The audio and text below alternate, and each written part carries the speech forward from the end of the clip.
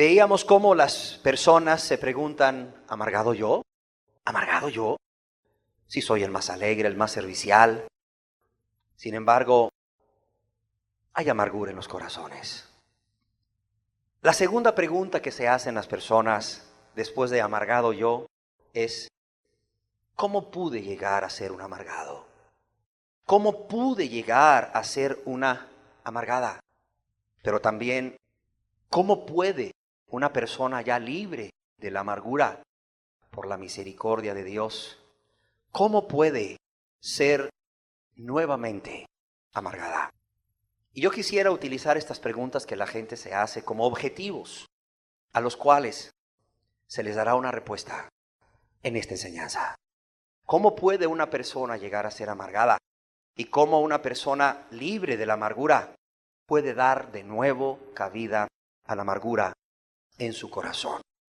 Primeramente estaremos diciendo que la tentación a la amargura va a estar siempre ahí porque vivimos en un mundo egoísta, porque vivimos en un mundo amador de sí mismo, en un mundo que no piensa en nadie más que en ellos mismos, en un mundo donde no hay amor por Dios ni amor por los demás. Y cuando no hay amor por Dios ni amor por los demás, eso va a dar cabida a que el egoísta, la egoísta, dañe a otra persona, sin importarle las consecuencias. Entonces vemos que la tentación a la amargura estará siempre ahí, y cuando menos lo esperas, aparece la tentación a la amargura. Cuando menos lo esperas, donde menos lo esperas, y por quien menos lo esperas. Hemos visto cómo la amargura comienza con una experiencia dolorosa. Hemos visto cómo la amargura se inicia con una experiencia amarga. La persona amargada normalmente tiene una situación de dolor en su pasado como desencadenante de esta mortal amargura. Y digo una situación de dolor porque se requiere por lo menos de una situación de dolor, cuando la verdad es que hay muchísimas situaciones de dolor. Además de ver de que la amargura comienza con una experiencia dolorosa o amarga, con una injusticia. Vemos también que como continuación de ello, esta experiencia dolorosa o amarga provoca reacciones emocionales profundas en el ser que es afectado. No podemos evitar estas reacciones emocionales profundas. Los sentimientos de la persona afectada son conmovidos por estas experiencias dolorosas. Las emociones, los sentimientos de la persona van a reflejar la circunstancia que la persona está viviendo. De modo entonces que la persona va a sentir dolor por el rechazo. La persona va a sentir dolor por una pérdida de un bien o por una pérdida de un ser amado. La persona va a sentir dolor que provoca una pena. El maltrato quizás. El maltrato de personas que menos se imaginaba. También la persona, además de sentir el dolor por el rechazo, el dolor por la agresión verbal o física, el dolor por la pérdida injusta, quizás, de un ser amado, por la vía de la muerte, quizás. O quizás porque ese ser amado decidió abandonar el hogar. Además, la persona va a sentir indignación muchísimas veces. El ser humano está expuesto a la indignación por la injusticia. Es más, aún la persona que dice ser cristiana puede indignarse por la injusticia. Dice la palabra de Dios que aún en el amor no se goza de la injusticia. En 1 Corintios 13, cuando vemos la descripción del amor, ese amor que proviene de Dios y ese amor que hay en aquellas personas que dicen ser hijas de Dios, dice que el amor no se goza de la injusticia. Y si tú no te gozas de algo, obviamente eso te va a provocar un dolor. Eso te va a provocar una indignación a la injusticia que se comete en contra tuya o una indignación a la que se comete en torno a otros. Pero aunque Jesús se indignó, aún la Biblia dice que Jesús se enojó. Aunque el apóstol Pablo, un siervo de Dios, se indignó, ni Jesús ni Pablo pecaron. Y eso es importante. Eso es importante entender. Los recuerdos quizás, porque muchas veces ya no está la agresión ahí. Muchas veces la agresión, como hemos hablado, ha pasado hace una semana, ha pasado hace un mes, ha pasado hace un año. Muchas veces aún ha pasado hace 10 años, 30 años. Pero los recuerdos de un caso muy doloroso penetran en la mente del amargado y tristemente se quedan ahí, porque el amargado así lo permite. Quizás la injusticia o la afrenta no es algo del pasado. La mayoría de las veces sucede que sí hubo un evento en el pasado que desencadenó la amargura, pero el seguir conviviendo con esa persona que daña, que lastima, va a llevar a que lo que desencadenó la amargura continúe lastimando. Va a hacer que la agresión persista, esté ahí cada día, que sea algo que enfrentas diariamente, varón o mujer, joven, niño, sea algo que enfrentes cada día. Qué tremendo es que se luche contra una tentación que se presenta de manera continua. Es duro, pero Jesús ha prometido ayudar. Claro que ha prometido ayudar. Es una palabra de esperanza para aquellos que están viviendo esta situación hoy en día. Jesús ha prometido librar de esa amargura. Hay personas no cristianas o cristianas que tienen que enfrentarse cada día con la tentación de la amargura y muchas veces al día. Es una realidad que vivimos en nuestro medio. Si no es en tu casa, es fuera de tu casa. Pero ahí está la tentación a la amargura. Ahí está el rechazo todos los días. Sí, ahí está el rechazo. Ahí está el rechazo de parte del esposo, el rechazo de parte de la esposa, el rechazo de parte de los hijos, el rechazo de parte de los padres hacia los hijos, el rechazo de parte de los seres que te rodean, el rechazo de los compañeros de trabajo. Ahí está todos los días. Es algo que afecta. La persona no puede evitar el sentir el dolor. Es algo que lleva a la amargura. La pregunta es, ¿cómo una persona puede llegar a ser un amargado? ¿Cómo puede? La palabra de Dios en Efesios capítulo 4, verso 26 y 27 nos dice cómo una persona expuesta a la tentación de la amargura puede llegar a la amargura, o cómo una persona que se ha visto libre de la amargura puede dar cabida nuevamente en su corazón. Dios, a través del apóstol Pablo, nos dice en Efesios capítulo 4, verso 26 y 27, airaos, ¿pero qué? Pero no pequéis. No se ponga el sol sobre vuestro enojo, ni deis lugar al diablo. Mira lo que dice Dios, airaos, pero no pequéis. Dios conoce al hombre, Él creó al hombre. Dios sabe, como hemos estado hablando, que hay sentimientos que nacen espontáneamente en el ser humano. Hay sentimientos de dolor, sentimientos de alegría, que surgen espontáneamente en el ser humano dependiendo de la circunstancia en que se enfrenta. Hay situaciones que le van a provocar un gozo inmediato, sí, un gozo que varía desde una expresión de la cara, desde una sonrisa, desde una carcajada, desde un grito, hasta un brinco, qué sé yo. La persona no puede evitar reaccionar espontáneamente de esa manera. Y no es pecado que una persona, por algo bueno, por algo justo, manifieste ese sentimiento. Sienta ese sentimiento y lo manifieste. Cuando tiene carácter moral ese sentimiento de gozo espontáneo que surge y que se manifiesta, ese sentimiento que no tiene carácter moral, se convierte en un sentimiento con valor y carácter moral y hasta pecaminoso delante de los ojos de Dios. Cuando tú estás expresando un sentimiento de alegría y de gozo por algo que no agrada a Dios, por algo que es fruto de la violación de un mandamiento de Dios. Mataron a fulano de tal. ¡Qué bueno! ¿Y cómo lo mataron? A ver. No, hombre, cuéntame, qué satisfacción.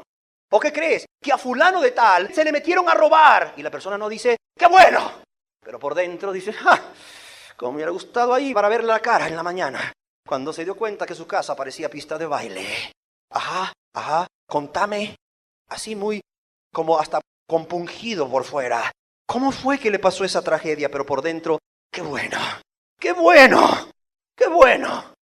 Ya era hora de que las pagara. Eso es pecaminoso. Pero cuando te gozas con alguien que ha recibido una bendición de Dios, Cuando te gozas con alguien, eres uno con alguien a quien Dios está amando. Eso no es pecado. Al contrario, sería pecado el que no lo hicieras. Sería envidia.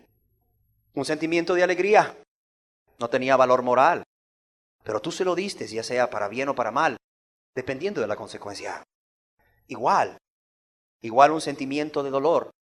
Como surge espontáneamente el de alegría, también surge espontáneamente el de dolor. Como surge espontáneamente el de alegría, también surge espontáneamente el de indignación, el de rechazo a la circunstancia o al que cometió la circunstancia, ya sea en contra tuyo o en contra de terceros, en contra de otros, incluyendo a Dios. Porque hoy en día, ¿cómo se lastima a Dios? El sentimiento de dolor vimos que hasta podía ser espontáneo.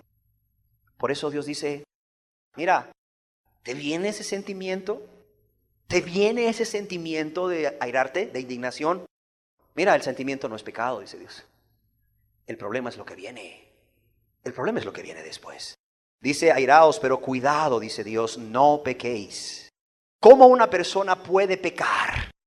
O puede no pecar cuando viene ese sentimiento a él o a ella.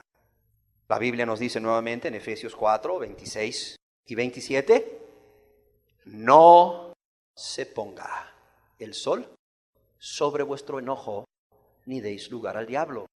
¿Qué quiere decir no se ponga el sol sobre vuestro enojo? Mira, que eso no dure más de lo que debe de durar. Es más, en cuanto viene el sentimiento, aplácalo. No te veas a ti mismo, no te veas a ti misma. Si son las 9 de la mañana y el sol se pone a las 6 de la tarde o a las 7 de la noche, dependiendo de la estación del año, mira, no esperes que llegue el fin del día. Que no se ponga el sol, que no decline el sol, que no se acabe el día sin que tú le hayas puesto fin a ese sentimiento de indignación. Si es a las 10 de la mañana, mira, tu sol se pondrá ese día a las 10 de la mañana. Si son las 2 de la tarde, el sol se pondrá a las 2 de la tarde. Pero no esperes más, porque esa es la primer causa por la cual las personas llegan a ser un amargado. ¿Por qué? Porque permiten que su enojo, su indignación dure más allá de la puesta del sol. Dure un día, dure 2, dure semanas, dure meses y dure años. Además, dice el Señor, no deis lugar al diablo. No permitas que el diablo a través de ese sentimiento tome ventaja sobre ti, tome control sobre ti. No permitas que a través de guardar ese sentimiento en tu mente y en tu corazón, el diablo empiece a darle vueltas en tu mente y en tu corazón, de modo que pase un día, pase 2, pase 3 y muchos más. Y luego, ¿qué pasa? El diablo tiene control sobre ti. Qué tremenda es el pecado de la amargura. Qué grave es el pecado de la amargura. Una persona amargada, podemos ver aquí por el contexto, por el versículo, no puede ser hijo de Dios. ¿Por qué? Porque el diablo, ya tomó control sobre esa persona. Ya el diablo tomó control. Pero no porque el diablo tenga un poder y la persona no pueda evitar hacerlo. No. ¿Qué dice el versículo? Ni deis lugar al diablo. ¿Quién da lugar al diablo? La persona. No es que el diablo viene y te zarandea y se te mete y ni modo, no puedo evitarlo. Es que el diablo viene y me posesiona y no puedo evitarlo. No, espérame. Por no perdonar, por no pasar por alto la ofensa, la persona ha guardado un sentimiento y le está dando ella o él voluntariamente lugar ¿a quién? Al diablo. Se ha hecho él o ella por guardar ese enojo más allá de la puesta del sol. Le ha dado lugar al diablo, a que el diablo controle sus pensamientos, a que el diablo controle sus sentimientos, a que el diablo controle sus actos que brotan de esos pensamientos y que brotan de esos sentimientos. Así de sencillo. ¿Por qué razón? Porque el enojo en todas sus formas, cuando se guarda, incita, desencadena reacciones de palabra y de conducta. Ese enojo o indignación, que el motivo puede ser el correcto. Óyelo bien, el motivo puede ser el correcto. Ese enojo o esa indignación que se guarda de un día para otro, empieza a desarrollarse y a transformarse en rencor. Y como decíamos anteriormente, el rencor lleva a la persona a volver una y otra vez a la experiencia dolorosa, a meditar una y otra vez sobre la injusticia que se le cometió y aún a calcular el precio que debe de pagar aquella persona que le provocó tan grande dolor. Y aquí ya se está pecando. Aquí ya se está dando lugar al diablo, ya que el corazón se llenó ¿de qué? Se llenó de amargura. La persona no le puso un fin a ese sentimiento. Y la persona siguió. Y el enojo, la indignación se guarda de un día para otro.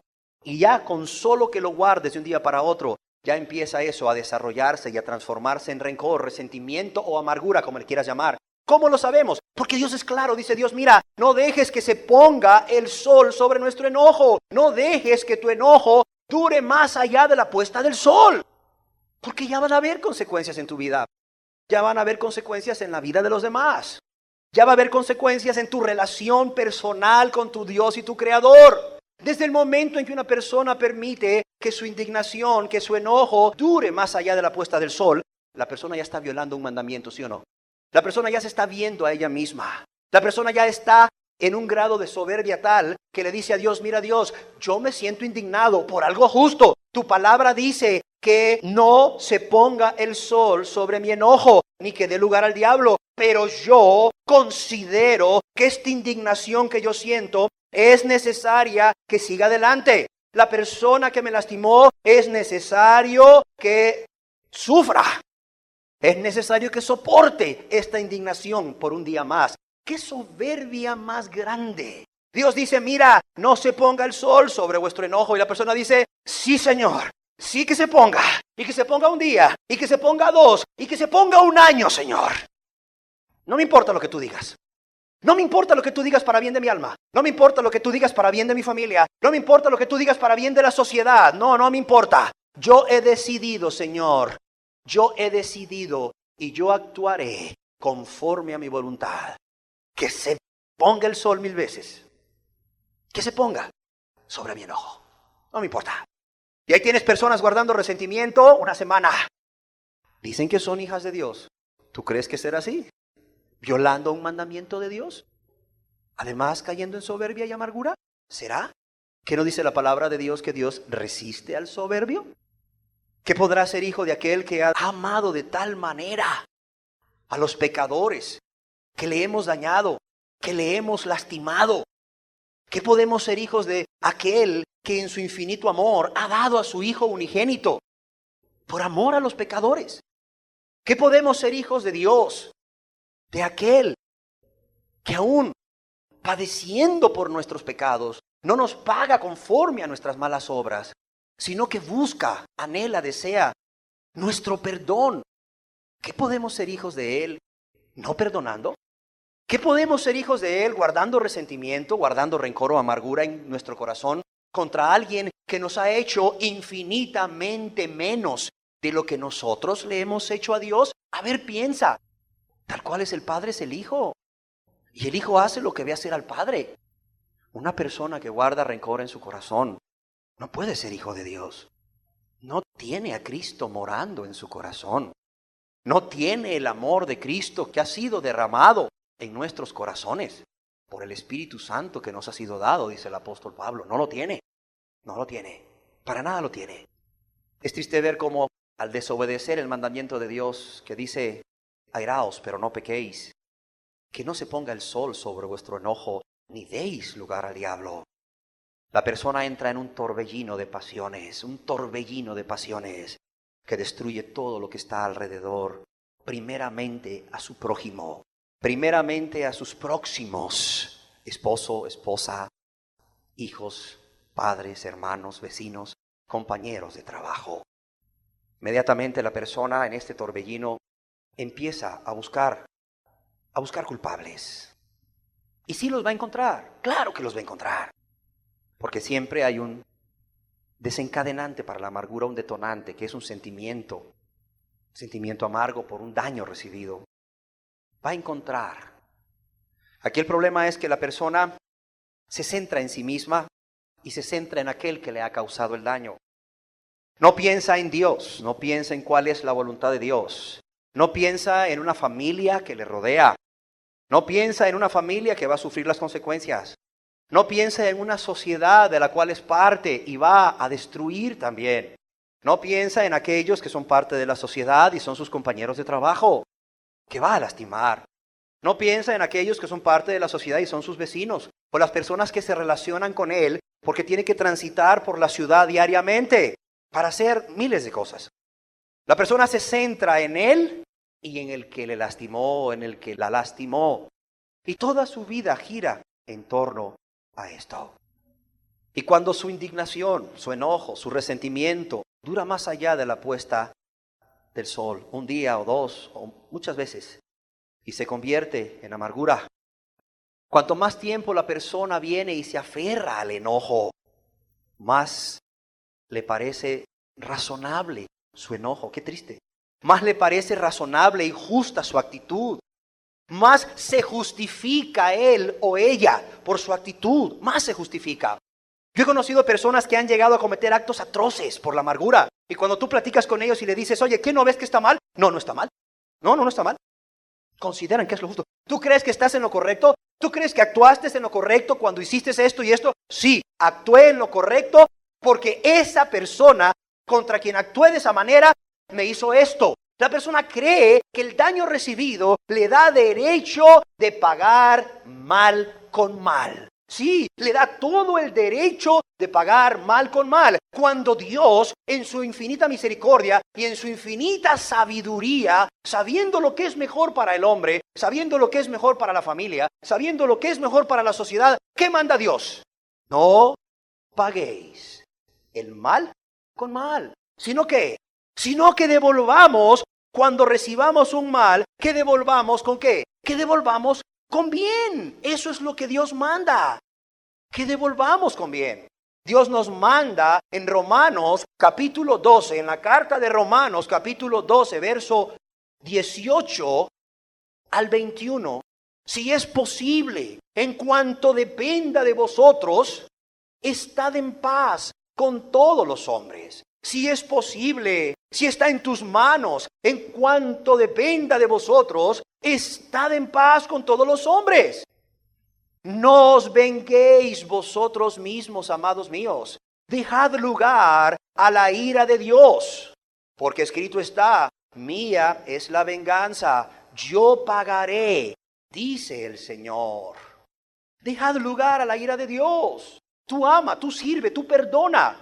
Deja que Dios tome cartas en el asunto. Que Dios tome el control de esto. Tú haz tu parte, dice Dios. Así que, si tu enemigo tuviere hambre, si esa persona que te lastimó, si esa persona que te hizo un daño, tuviere hambre, ¿sabes qué dice Dios?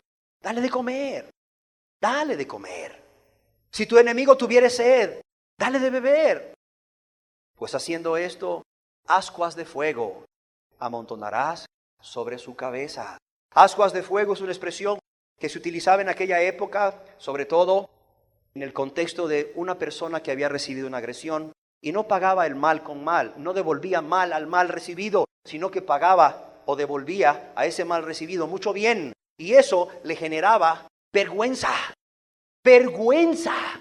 a la persona que había causado el daño. Causaba el enrojecimiento de su cara, como si tuviese ahí brasas de fuego en su cabeza que provocaban que estuviera roja toda la cara. Eso iba a provocar vergüenza en el enemigo, vergüenza en el que había lastimado. ¿Para llevarlo a dónde? Para llevarlo a reflexionar, para llevarlo a cambiar, para traerlo a Cristo. Y dice Dios a través del apóstol Pablo en Romanos capítulo 12, verso 21, no seas vencido de lo malo, sino vence con el bien el mal. Pero la persona amargada no entiende esto. La persona amargada cree que tiene derecho a pagar mal con mal. ¿Por qué? Porque viera lo que me hizo. Es que usted no sabe lo que me hizo. Claro, como no se lo hizo a usted. La palabra de Dios dice, no seas vencido de lo malo, sino vence con el bien el mal. Eso es lo que dice Dios. Y hasta el día de hoy Dios no se ha equivocado. Ni creo que se equivoque. Es más, estoy seguro que no se equivocará nunca. Y también estoy seguro que todos los que estamos aquí estamos de acuerdo. Pero el problema del amargado es que entre más tiempo pasa, más se aferra a su amargura y lo ve como razonable, como lógico y aún como justo. Como justo. ¿Cómo lo sacas de ahí? ¿Cómo le puedes ayudar? Para nada. No le puedes ayudar. Al contrario, en la medida que él ve su manera de pensar, su manera de sentir y su manera de actuar como justa, a ti te ve como un enemigo. A ti te ve como alguien que está en contra de él o de ella. Aunque tú por amor le estés queriendo hacer entender, aunque tú por amor le estés queriendo abrir sus ojos, te va a ver como un enemigo. En lugar de ser para su bien, va a ser para su mal. Algunos estudiosos, en vista de que el pecado de la amargura es tan común, y está produciendo tantos estragos en la familia, para una mayor comprensión de este pecado de la amargura, o el resentimiento, como muchos le llaman, porque no le quieren poner nombre a su pecado, han llegado a estudiar la amargura. Han encontrado propuestas lógicas, explicaciones razonables y racionales de cómo es que llega este pecado de la amargura. Uno de ellos, en su libro ¿Cómo huir del enojo? O desechemos el enojo, escribe 5 etapas de las cuales he tomado la idea. 5 etapas por las cuales la persona puede llegar a la amargura. A la primera etapa se le llama la etapa de la herida. Y aunque en cierto sentido puede decirse que esta etapa no es una etapa de la amargura, porque la persona no está amargada en ese momento o resentida, sin embargo, en vista de que toda amargura resulta de sentimientos heridos, este escritor la incluye. Este escritor dice que esta etapa, la primera etapa o la etapa de la herida, es la etapa cuando se comienza a sentir el dolor o la indignación. Es la etapa cuando la persona recibe y siente ese dolor, recibe la agresión y siente el dolor o la indignación por esa agresión o injusticia personal o a terceras personas. Cuando la persona ha sido maltratada o cuando ha pasado por alguna experiencia dolorosa, la persona se siente herida. Por eso se le llama la etapa de la herida. Y como vimos, no es erróneo sentir dolor. No es erróneo sentir dolor. Ya lo vimos claramente. Es un sentimiento que brota espontáneamente, naturalmente. No tiene valor moral. Lo que sí tiene valor moral es como tú manifiestas ese dolor. Ya lo vimos, tú no puedes escoger si sentir o no sentir dolor, pero sí puedes escoger qué es lo que vas a hacer cuando te duele, cuando te indignas, cuando sientes ese dolor. La persona siente dolor. Es algo espontáneo. Es espontáneo sentir un dolor interno y es tan espontáneo que surja ese dolor interno como espontáneo y natural es que tú sientas un dolor físico en tu carne, en tu cuerpo. Cuando hay un maltrato, cuando hay un trauma, es decir, un golpe o una herida de cualquier procedencia o cualquier magnitud en tu cuerpo, tú sientes dolor. Inmediatamente tienes receptores en tu cuerpo para el dolor que te llevan a rechazar lo que te provocó dolor. Instintivamente retiras la parte de tu cuerpo que está siendo lastimada. Rechazas. Vas caminando por un camino descalzo, quizás te fuiste a la playa con tu familia y de repente pisas o te paras en la arena caliente. Inmediatamente es un brinco hacia atrás. Nadie te tuvo que decir, brinca hacia atrás, da un paso atrás donde estaba fresco anteriormente. Es algo que tú lo haces espontáneamente. Andas descalzo en tu casa y de repente alguien dejó ahí tirado un objeto punzante, no sé, un juguete de un niño podría ser, o algo que se quebró y cuando lo cogieron los vidrios, quedó un pequeño fragmento. Te paras sobre de él, sientes el dolor, inmediatamente retiras tu pie de ahí. Inmediatamente lo haces. Es algo espontáneo. Nadie tiene que decirte, retira el pie. Hay un rechazo a eso que está causando dolor. Así sucede cuando alguien te agrede con palabras, te agrede con golpes, te agrede, no sé, aún con su manera de comportarse. Inmediatamente sientes un rechazo. Nadie tiene que decirte, rechaza eso, lo sientes. Es la etapa de la herida, cuando te sientes herido. Ahora también, debemos de reconocer que en esta primera etapa de la herida, que a veces nos ofendemos sin razón. A veces malinterpretamos lo que se nos está diciendo. A veces malinterpretamos la razón por la cual nos están diciendo las cosas. No hay razón para tener tal indignación o tal rechazo. Sin embargo, la persona siente ese dolor. Aunque se ofenda sin razón, va a sentir el dolor. Algunas veces la persona imagina la herida con su dolor. También es necesario aclarar que no todo dolor emocional, no todo lo que causa una herida va a causar amargura. No todo. Y no en todas las personas tampoco.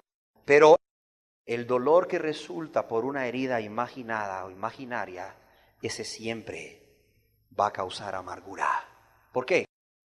Porque ya algo no está funcionando adecuadamente en el ser humano. Ya algo está controlando ese pensamiento. Algo está controlando la manera de percibir las cosas. Quizás la persona ya estaba amargada con anterioridad. O quizás la persona ya tiene un resentimiento. Y cuando sucede algo, la persona se ofende sin razón. Se imagina la herida y también el dolor. Eso es bien claro. No todas las cosas que te provoquen dolor, herida, van a causar amargura. Pero el dolor que resulta de las heridas imaginarias siempre te la van a causar. La segunda etapa es llamada la etapa infecciosa. Cuando una persona está sana y entra en contacto con una bacteria, la bacteria se introduce en su cuerpo y una vez en su cuerpo se va a reproducir, se va a multiplicar y va a llegar a diseminarse en todo su cuerpo. Esa es la etapa de la infección. La persona está infectada con tal bacteria. Podemos saber médicamente cuál es la bacteria porque tomas muestras de la nariz, un hisopado nasal, muestras de la garganta, un hisopado de orofaringe, o lo que es más seguro, tomas sangre de la persona y la cultivas, se llama hemocultivo o cultivo en la sangre, y ahí te crece la bacteria. Ya anda en la sangre, ya anda en todo el cuerpo. La persona está infectada. La segunda etapa en la amargura se le llama también la etapa infecciosa. Ya la persona está infectada.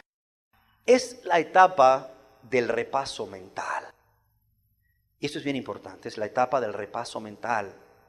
Es la etapa donde la persona invierte muchísimo tiempo, horas, días, semanas y meses después de la herida, en que se dedica a repasar mentalmente lo que sucedió. Ya pasó aquello. Sucedió la herida, permitió que el sol se pusiera sobre su enojo, le dio lugar al diablo y empieza la etapa infecciosa, la segunda etapa, el repaso mental. ¿Qué sucedió? ¿Qué sucedió? Repasa las palabras, recuerda las palabras como si estuviese ahí la otra persona ofendiéndole. Recuerda los gestos, recuerda los hechos, recuerda las personas que estaban ahí, recuerda el lugar donde sucedió aquello que desencadenó la herida. Y recuerda por qué ocurrió. En esta etapa, déjame decirte que el dolor es multiplicado a la enésima potencia. Si sintió dolor cuando fue agredido, si sintió dolor en la etapa de la herida, en esta etapa el dolor es mucho mayor. ¿Por qué? Porque se está provocando un dolor continuo. La persona se está autoprovocando un dolor. Ya el agresor no está ahí, la agresión no está. Pero en este repaso mental, porque ya está infectado con amargura. La persona se está provocando, autoprovocando dolor. Siente el dolor. Pero no solo siente el dolor que se autoprovoca, sino que también la persona está alimentando su amargura. Y eso es terrible, alimentando su amargura al repasar una y otra vez lo sucedido. Hay que reconocer que muchas veces la persona lastimada con amargura se cansa de estar repitiendo, se cansa. Pero sin la ayuda de Dios, es imposible que esta persona pueda evitar volver a pensar en lo mismo. Aunque la persona se cansa, porque eso es desgastante, déjame decirte que es desgastante. Y no solo es desgastante, le distrae de las cosas que tiene que hacer. Mira, una ama de casa amargada, verás cómo es más lenta en su trabajo. Es que no me da tiempo de hacer todas las cosas. Claro, ¿cómo le va a dar tiempo si está rumiando, meditando todo aquello que le ha desencadenado amargura? Y mientras está meditando, está apoyada sobre la escoba y el trapeador, ¿verdad? Pensando, llenándose de autocompasión, alimentando su amargura, provocándose dolor. Y luego, vuelve a reaccionar, ¿verdad? Y sigue barriendo. Al rato vuelve nuevamente. El que esté en el trabajo de la oficina igual, no le rinde el tiempo nunca, porque está ahí en su escritorio y de repente ve pasar a fulano que lo agredió, o no sé, se acuerda de la agresión y ahí se queda. Y estaba ahí con la sumadora sacando números, ¿verdad? Y se queda pensando, ¿verdad? Y a los 10 minutos, vuelve a recapacitar y dice, está, sigue con su cuenta. Y de 10 minutos, en 10 minutos y en 10 minutos, se le hacen horas al día. Hasta accidentes puede provocar. Va en el carro manejando. O va como peatón pensando y se distrae. Y el que va manejando se distrajo y atropelló a alguien o chocó, ¿verdad? Y el que va de peatón, lo atropellaron. Qué triste. Es la etapa infecciosa. La persona quiere huir a veces de eso. En la etapa de la infección. Pero no puede, trata pero no puede. ¿Por qué? Porque sin la ayuda de Dios es imposible. Algunos buscan detener todo este tipo de pensamientos y sentimientos, tratando de negar el hecho, tratando de negar que fue lastimado, o tratando de ignorar que eso sucedió.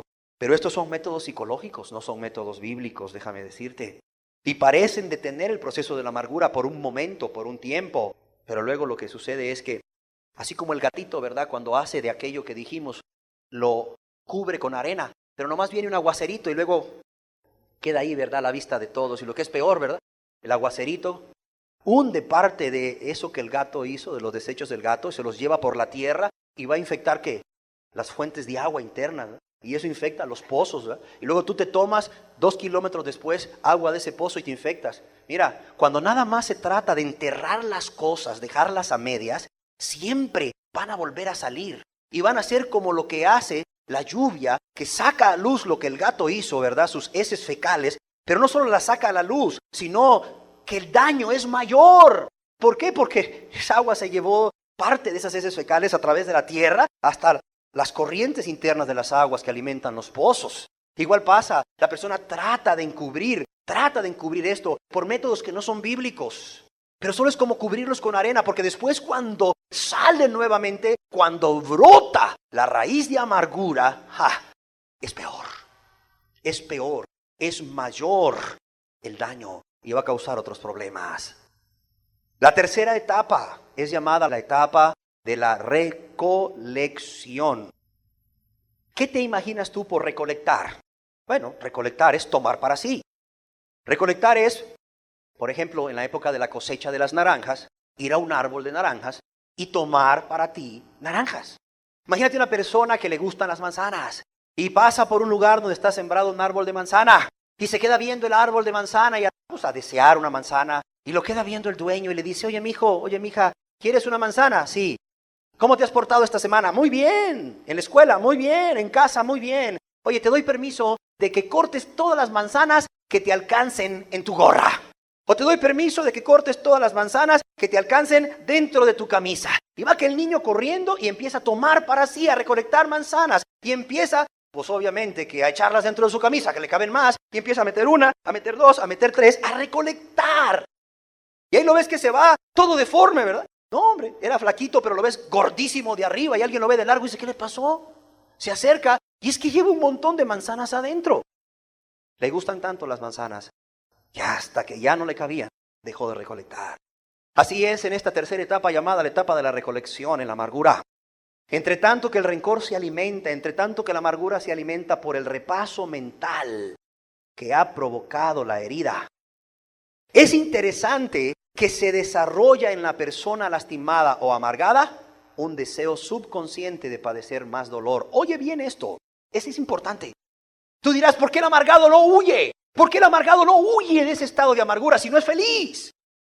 ¿Por qué? Porque mientras está alimentando con ese repaso mental de lo que se le hizo, su rencor o su amargura, la persona desarrolla un deseo subconsciente de padecer más dolor. Por supuesto, ninguna persona amargada va a admitir esto. Pero luego le dices tú a un amargado, oye, ¿y tú por qué ya no dejas ese trabajo? Oye, ¿por qué sigues andando con esa persona que dices tú que es tu amigo o tu amiga si solo daño te hace? ¿Por qué sigues con esa persona? ¿Por qué? Ahí está la esposa cuyo marido es adúltero 1 vez, 2 veces, 10 veces. No, hombre, tantas veces que ya es una fornicación, una pornella. Sí, ya el hombre se las pasa por la cara 1 y 1000 veces. Ya el hombre le dijo, ¿sabes qué? Mira, ya no quiero vivir aquí, ya me quiero ir. No voy a abandonar esa relación. Y la mujer llora y no te vayas. ¿Por qué? Si es más, Dios ahí le da hasta permiso en la Biblia a esa mujer para que tramite una carta de divorcio. Es lícito ese divorcio por fornicación, dice Jesús en Mateo 5 y Mateo 19. ¿Por qué no lo deja? Pero por otro lado, oye sus pláticas con sus amigas también amargadas y te dicen, ay, cada vez está peor la cosa. Ya no sé qué hacer. Sí sabe qué hacer.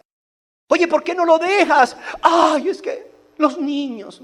Ay, es que... Oye, pero si los niños sufren viendo la situación de ustedes. Los niños son lastimados también por su padre, no solo tú. Para los niños, mira, lo mejor que les podría suceder es que ese hombre egoísta salga de su casa.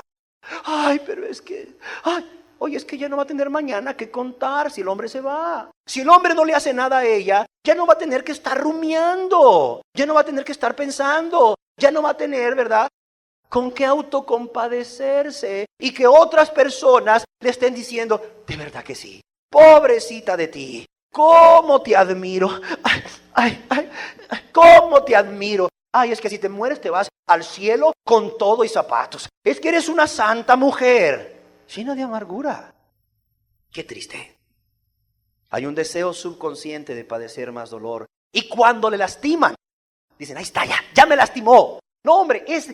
La amargada, el amargado, es de los que anda buscando que lo lastimen. Es como el que anda diciendo, a ver, pégame, hombre, pégame, grítame, insultame, lastimame, por favor, te lo suplico. Mira, hace cosas para que los demás los lastimen. Sí, hace cosas para que los demás actúen de una manera diferente a como él o ella quieren que actúe. Y luego cuando se los hacen, ¿quién crees tú que tiene la culpa? Los demás. Él o ella es una pobre víctima. Y el amargado es como una alcancía que va guardando y anda buscando que alguien también aporte y la llene. Así es. Pero por supuesto que ningún amargado va a admitir esto. No, va a decir no. Sin embargo, recibe satisfacción. Qué triste.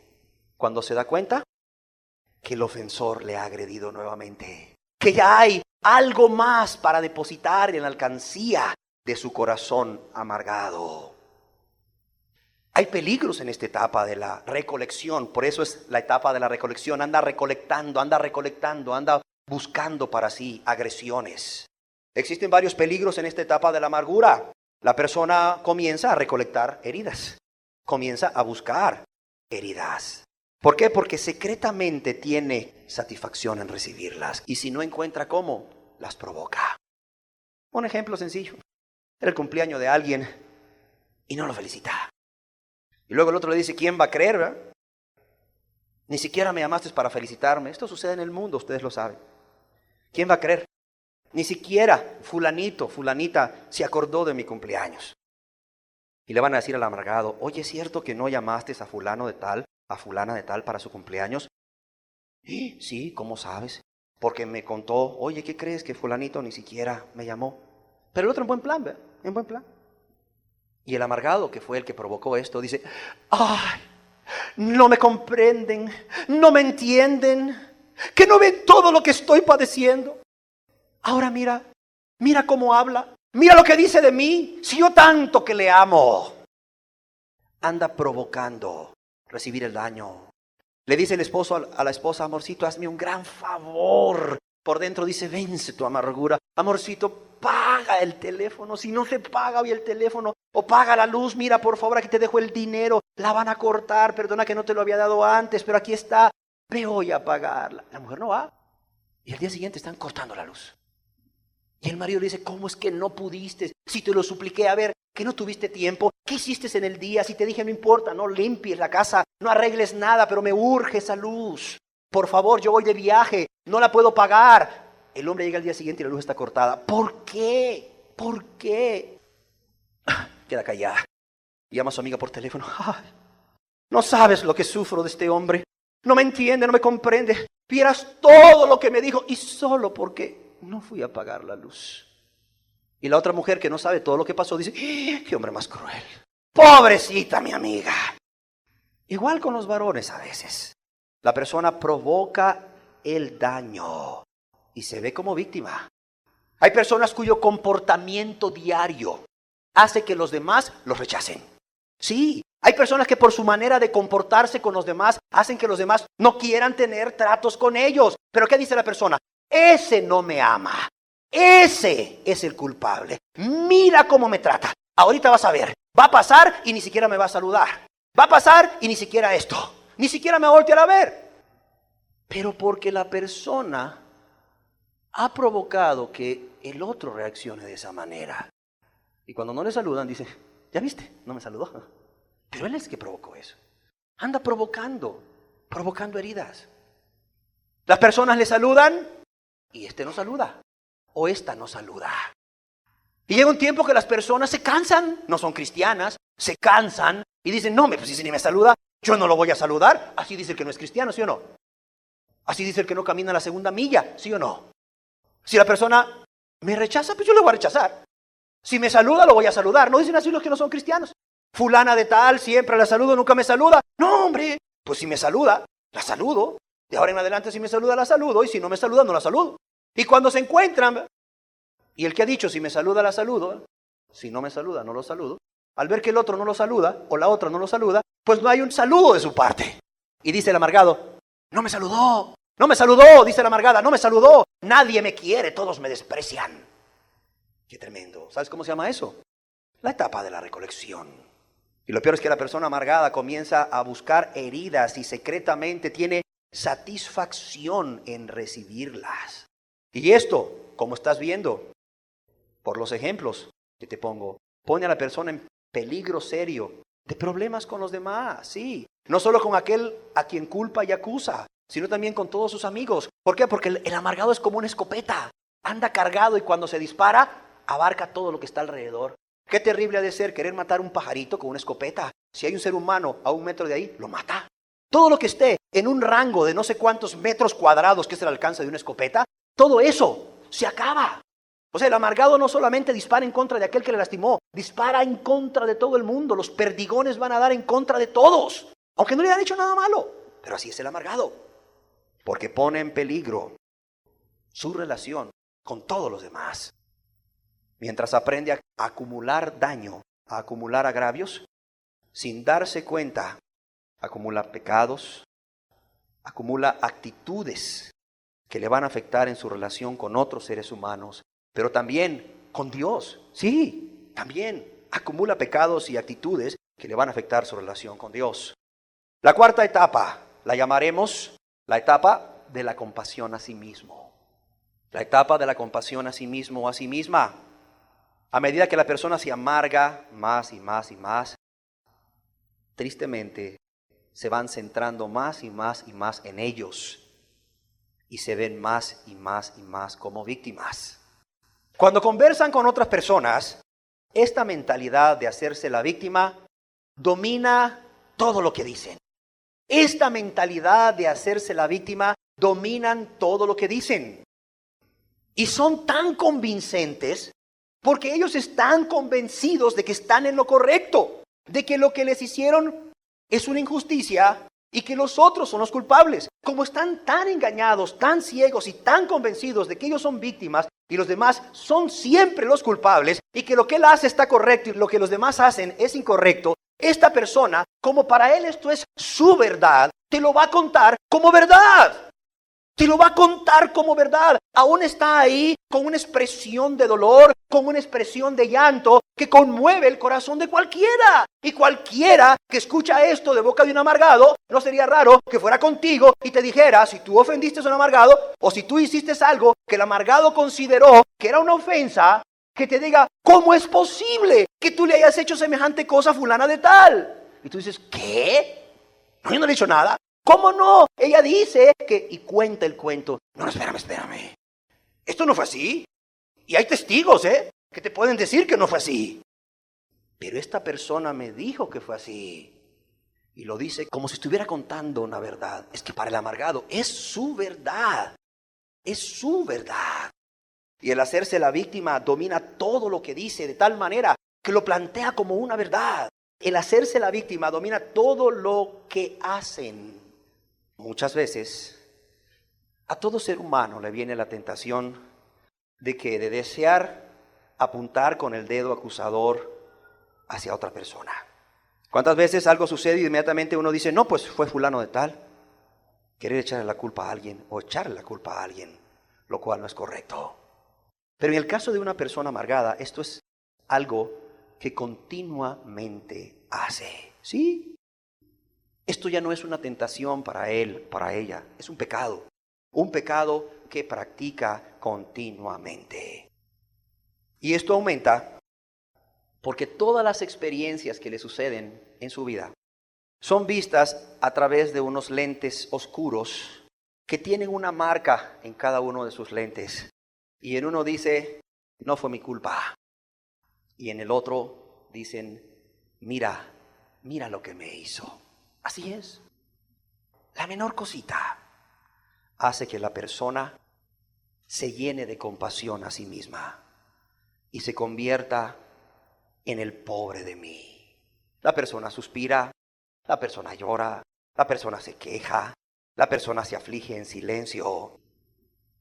¿Por qué? Porque está en la cuarta etapa que le llamamos la compasión a sí mismos. Y la quinta y última etapa la llamaremos la etapa de la terquedad. ¡Qué tremendo! ¿Hacia dónde lleva la amargura? La etapa de la terquedad. Cuanto más progresa la persona en su amargura, la persona se encierra más en sí misma y en lo que según él sufre por causa de los demás y se vuelve obstinada en que tiene la razón. Los amargados llegan al punto de que rehúsan desechar su enojo, rehúsan desechar sus actitudes de culpa y sus actitudes de autocompasión. ¿Por qué? Porque son su escudo. Es lo que les está dando vida. Es lo que está alimentando su vida. ¡Qué triste! Es lo que está llenando su vacío. El amargado está con un gran vacío que está llenando con todo esto, con autocompasión, con verse a sí mismo, con sentirse la víctima. Y el amargado está llenando su vacío de ello. Por eso es que rechazan desechar ese enojo y sus actitudes de culpa y de autocompasión. Al contrario, con mucho esmero cuidan y protegen cada herida que han recibido. Claro, por eso, porque cuidan con esmero cada herida que han recibido, como una medalla, como un trofeo.